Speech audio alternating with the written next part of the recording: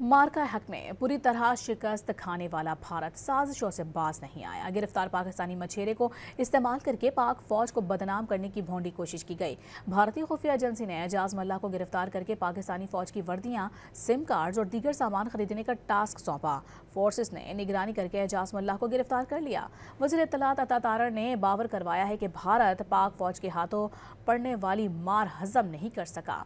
वज़ीर ममलिकत दाखिला तलाल चौधरी ने हालिया साजिश भी जंगी जुनून के नए हथकंडे होने का खतरा जाहिर कर दिया।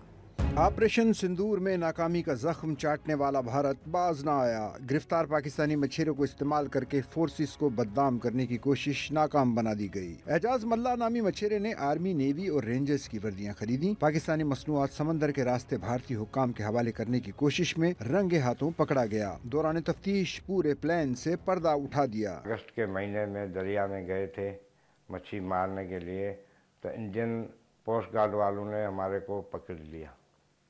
वो हमारे को पकड़ के इंडिया में किसी खुफिया जगह के जेल में उसने रखा।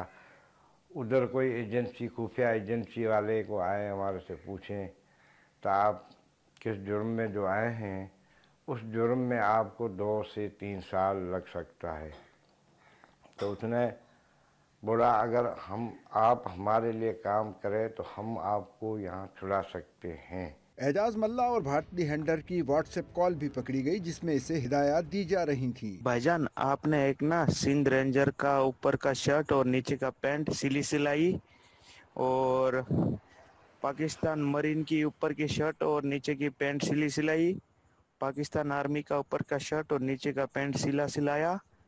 एक ये लेना है, तीनों सेना का आपने एक दो जोड़ी ड्रेस ले। एक साइड नाम लिखा होगा, दूसरी साइड पाक नेवी, ये 2 नेम प्लेट अलग अलग रहेंगी। ऐसे मैंने ऊपर देखो 6 नाम भेजे हैं। वजीर इत्तलात अता तारड़ ने बावर कराया कि भारतीय प्रोपेगेंडा दुनिया के सामने एक्सपोज हो गया। इंडियन इंटेलिजेंस एजेंसियों ने एजाज मल्ला को टास्क देकर पाकिस्तान भेजा। जब एजाज मल्ला ने आर्मी, रेंजर्स और नेवी के यूनिफॉर्म खरीदने थे तो पाकिस्तान ने सर्वेलेंस की। भारत पाकिस्तान की मार्का हक की फतह को हजम नहीं कर सका।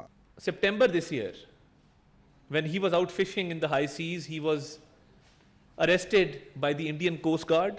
Ejaz Malla was eventually released and was sent to Pakistan on a task to procure uniforms of Pakistan Navy, uniforms of Pakistan Army, and uniforms of Sindh Rangers, SIM cards for the mobile telephone. He was on his way to India when law enforcement agencies apprehended him from the sea. Operation Sindoor की नाकामी के बाद भारत ने पाकिस्तान के खिलाफ झूठी मुहिम्मात का सिलसिला शुरू कर रखा है, लेकिन डिसइंफॉर्मेशन पर भी इसे मुंह की खाना पड़ रही है।